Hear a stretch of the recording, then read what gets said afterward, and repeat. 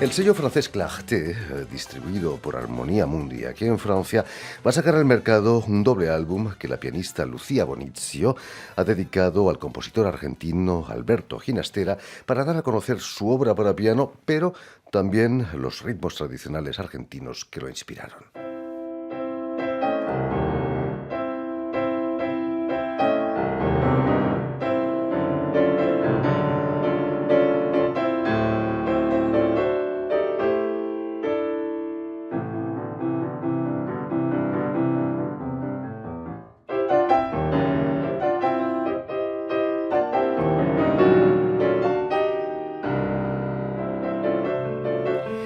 Y para hablarnos de este disco y de su trayectoria como pianista, Lucía Bonizio ha sido tan amable de venir hasta nuestros estudios. Buenas tardes, Lucía. Hola Jordi, encantada de estar aquí. Y sobre todo, muchísimas gracias por haber aceptado nuestra invitación. Permíteme que explique antes que nada, Lucía, que has nacido en Rosario, en cuya universidad vas a realizar tus estudios musicales. Pero me gustaría que nos explicase si tenías claro ya desde el principio que el piano iba a ser tu instrumento. Sí, sí, desde siempre. ¿Había un piano en tu casa, Desde siempre quizás? porque mi madre nos introdujo en la música. Ella misma era profesora de piano. Y entonces, claro, era un hecho que las niñas, porque mi hermana también, Raquel Abonicio, que actualmente vive en Bahía Blanca, en Patagonia, es violinista, pero también tuvo base de piano y actualmente ya es violinista de la Orquesta Sinfónica de Bahía Blanca. Desde pequeñas entonces estuvimos introducidas en este medio y nadábamos también en todo un ambiente musical argentino, porque todos mis primos tocaban el charango, mis tíos cantaban con la guitarra, todo un ambiente muy folclórico, se puede decir por un lado, y también el tango, que todo barrio lleva consigo, ¿no? Porque es el símbolo auténtico de los barrios en Argentina. Entonces, claro, esto unido a la formación clásica que tuvimos por la Universidad de Rosario, a la que debo muchísimo, donde tuve grandes maestros como Marta Inés Varela, que en este momento sigue su actividad dirigiendo centros culturales muy importantes en Rosario. Muchos maestros de los que vamos a citar en Por este... supuesto. Me gustaría que nos dijeras qué tocaba tu madre cuando eras pequeña. ¿Cuáles son esos primeros recuerdos musicales Ay, por del favor, piano? muchísimos recuerdos musicales, los valses tan bonitos, La Loca de Amor, viste todos estos valses Caserón de Texas, algunos tangos y además música de Chopin, viste, lo típico del repertorio clásico también. Y yo estaba a su lado dando vuelta a las hojas de las partituras y decía, yo voy a hacer esto, yo voy a hacer esto, porque era una pasión que me transmitió mi madre y que yo perpetué. ¿Era dura con vosotras? Ah, no, no, no, no. No, no, no, no. Esa siempre nos dijo, sigue lo que tu corazón te indica. Escucha tu corazón, se le fiel a tu corazón. Y así sí. Hicimos una regla de vida con mi hermana. Quizás sea la mejor pedagogía esa. Así sí. Vas a estudiar ahí en Rosario con Aldo Antoniazzi, quien fue a su vez alumno de Arturo Benedetti Michelangeli, el famoso pianista italiano. Que era tan excéntrico como dicen ese pianista italiano. Sí, en efecto, bueno, era muy conocido por sus masterclass, ¿no es cierto? Que todos estos grandes pianistas como Marta Argerich sí, tuvieron acceso a su enseñanza, pero en realidad como son todos estos masterclass, por ahí es tan reducido lo que se puede aprender, es nada más que acercarse a ese tipo de personalidad y poder un poco por ósmosis sentir, ¿no es cierto?, esa pasión, identificarse un poco con esa disciplina de vida y eso es lo que mi profesor me hizo sentir a través de su enseñanza, una disciplina que se puede decir necesaria y vital, porque es como regar todos los días una plantita, ¿no es cierto? Y también su espíritu. Cuidar que las dos cosas vayan paralelas, lo físico y lo espiritual. Y yo vi a través de él cómo él comprometía, se puede decir con mayúsculas, en su labor como artista y como pedagogo. Y esto me marcó muchísimo porque desde joven enseguida fui adjunta a la cátedra de análisis musical del maestro Machado y descubrí una segunda pasión, que era la de enseñar y transmitir al alumno, ¿no es cierto?, a través de la música. ¿Os contaba alguna anécdota de Michelangeli en esas clases? ¿Os contaba las aventuras de Michelangeli? Aldo Antoniazzi Por supuesto. es una persona, porque todavía está en vida, muy discreto.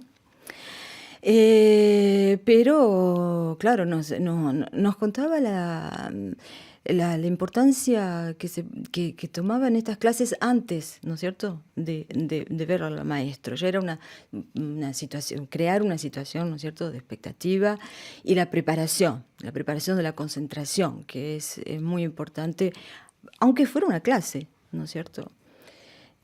Como si fuera un concierto casi. Exactamente. Lucía, vas a venir aquí a París para completar tu formación. ¿Cuáles fueron las razones para escoger París y no Nueva York o otras ciudades del Mm, mundo? para nosotros Francia siempre ha sido, no, Europa, pero sobre todo Francia, un espejo, digamos, donde tanto los compositores, músicos que yo conozco, como los pintores, toda la parte artística de la cultural de Argentina, estuvo siempre mirando hacia Europa, ¿no es cierto? Bueno, quiero hacer un paréntesis que dicen que el tango es la única cosa que no se le ha pedido permiso a Europa. Eh, y es verdad, o sea, de cierta manera es algo auténtico, pero siempre nos hemos visto, digamos, un poco reflejados eh, culturalmente, atentos a las novedades y también de poder dialogar con Europa, creando a su vez cosas nuevas que nos permitan crear intercambios, ¿no es cierto?, culturales. Quizás París es la segunda capital del tango también, con permiso Que de Buenos también, Aires. hay que decir que aquí en París, donde estamos, el tango obtuvo sus letras de nobleza, allí por los años 1913, porque era un género prohibido para la Argentina. En las casas de la familia de la alta sociedad o de las niñas no podían tocar el tango en sus pianos, Por favor. lo escondían debajo de las partituras clásicas que tenían arriba del piano y menos aún bailarlo.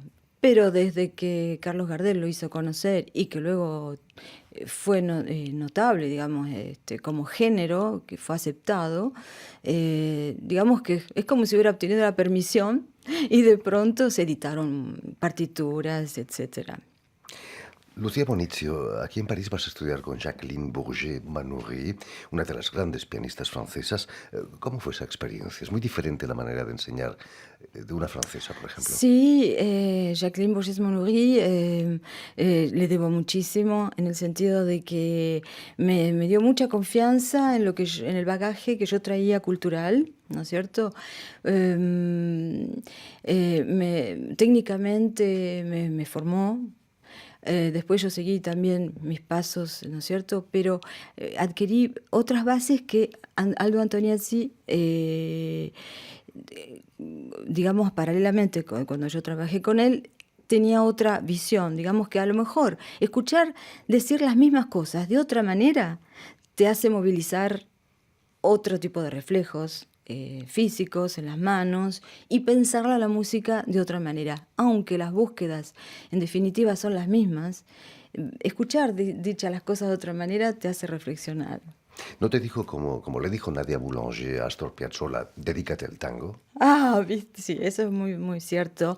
No, pero como te repito, me motivó 100% a que siguiera adelante con mi riqueza cultural latinoamericana, que en cierta manera es lo que podía aportar de verdadero a una sociedad en la cual yo trataba de incorporarme en ese momento, y eso llevó a desarrollar mi actividad.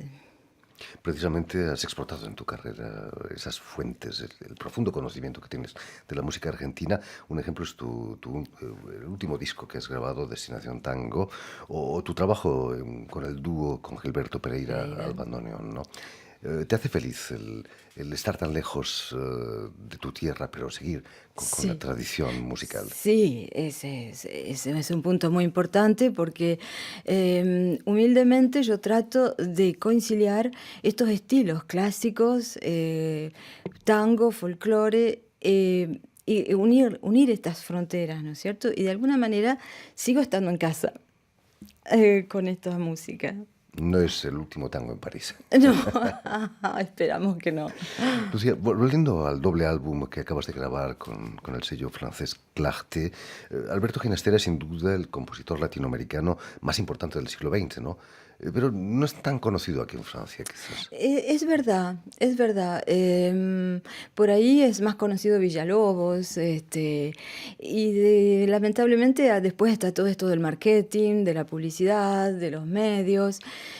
Y yo pienso que ya le tocará el turno, ¿no es cierto? O sea, yo sé que se están haciendo cosas en Estados Unidos, se grabó la ópera Bomarzo con el libreto de Mujica Lainez, una novela que me encanta. Personalmente ya la he leído 3 veces, es un libro gordo, pero no me canso de leerlo.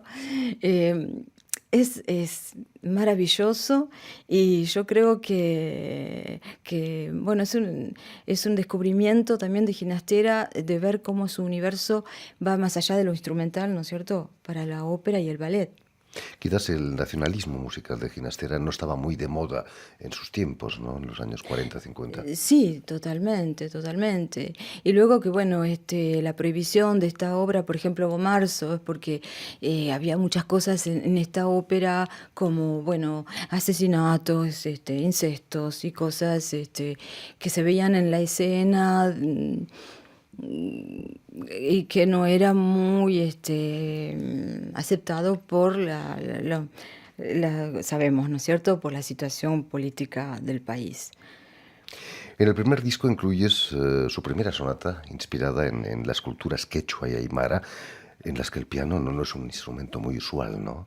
Las culturas. Exactamente, ¿Cómo se las exactamente. arregló Entonces, Ginastera? mira, fíjate, yo, viste, buscando la manera de interpretar esta música para no caer en la banalidad de la rítmica solamente. O sea, yo digo, tengo que ver de dónde sacó la fuerza, ¿no es cierto? Aparte de esta fuerza telúrica que parece que estuvieras tocando siempre la tierra cuando estás tocando esta música. Vas al fondo de la tierra y sale como una raíz, ¿no es cierto?, de la tierra esta música. Y al mismo tiempo tenés esos cantos como los collas, no sé si alguna vez estuviste en la cordillera de los Andes, tienen una entonación tan bonita para hablar y a veces para cantar, que suben la voz, así, hablan. Y bueno, y todas estas cosas están en las frases musicales, se escuchan estos giros, ¿no es cierto? Por eso es tan importante acercarse a estas culturas para solamente ver cómo hablan, cómo cantan, cómo lo hacen. Y luego todos estos otros ritmos, ¿no es cierto?, que son muy, muy masculinos, se puede decir, eh, tenaces, porque él a veces utiliza mucho la palabra marcato, ¿no es cierto?, o violento, ¿no es cierto?, pero no tiene que ser brutal. Entonces, ese es el peligro de todos desgraciadamente los pianistas que intentamos tocar esta música, de no caer en la cosa brutal, cuidar el sonido y tratar de que baile, que sea una música que, como está inspirada en ritmos que a la base son danzantes, como la chacarera, eh, el gato, el malambo, son todos ritmos que se bailan y que tienen mucho que ver con los talones, el pie, con el caballo, y entonces lo que, viste, hacen ellos con el bombo, que se acompañan mucho con el bombo, todas estas músicas, de imitar un poco esta rítmica, esta superposición rítmica que se crea entre el canto y el acompañamiento. Y bueno, el primer movimiento es así, el segundo movimiento de la sonata es más mágico porque hace una llamada a todo lo esotérico que está ligado a los rituales y a la Pachamama, se puede decir también, y estas son como sombras que se mueven y que sacan luces por ahí, y que son, y huyen. O sea, es toda una cosa muy poética en el segundo movimiento.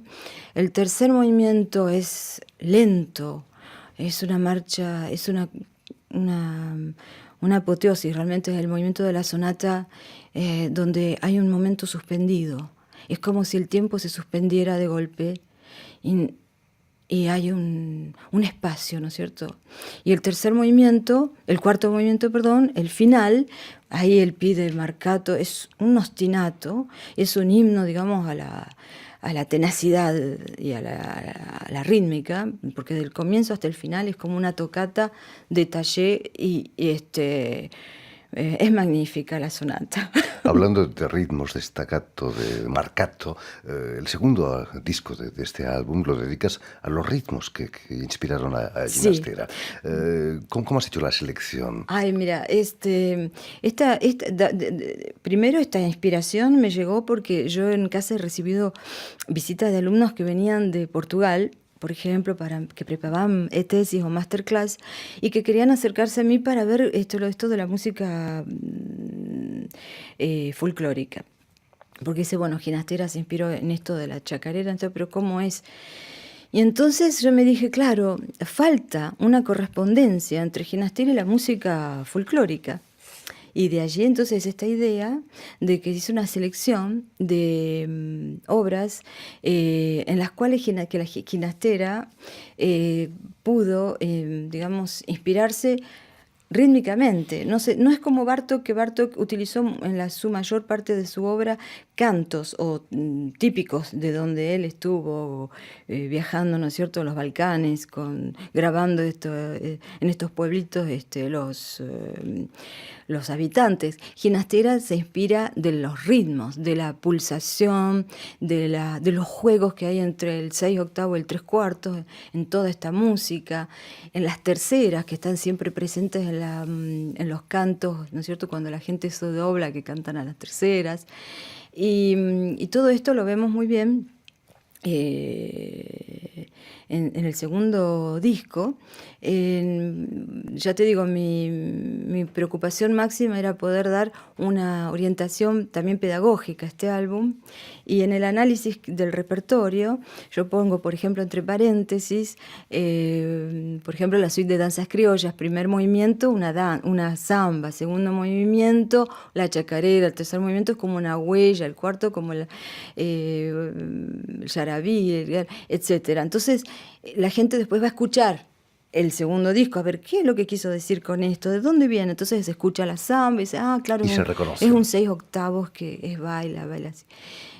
Era mi objetivo, ¿no es cierto? Y después el librito que lo acompaña explica más a fondo, ¿no es cierto?, este intercambio, porque son como espejos los dos CD. En fin, pues ya lo saben, muy pronto saldrá al mercado este doble disco que la pianista Lucia Abonizio ha dedicado a la obra para piano de Ginastera en el sello Clarté, distribuido por Armonía Mundi. Muchísimas gracias, Lucia, por haber estado aquí con nosotros. Nos vamos a marchar con una obra de Guastavino que está en el segundo disco, El bailecito de Guastavino, pero si quieren volver a escuchar esta emisión o incluso verla en vídeo, porque se puede ver en vídeo, lo pueden hacer en nuestra página web RFI en español, en YouTube también, o en la página Facebook de la emisión El Invitado de RFI. Y permíteme también saludar a Olivier Rossi, quien está detrás de los cristales, cuidando que todo salga bien en el terreno sonoro y visual de esta emisión. Gracias de nuevo, Lucia, y éxito con este disco. Gracias a ti. Lucía tocando el bailecito de Guastavino.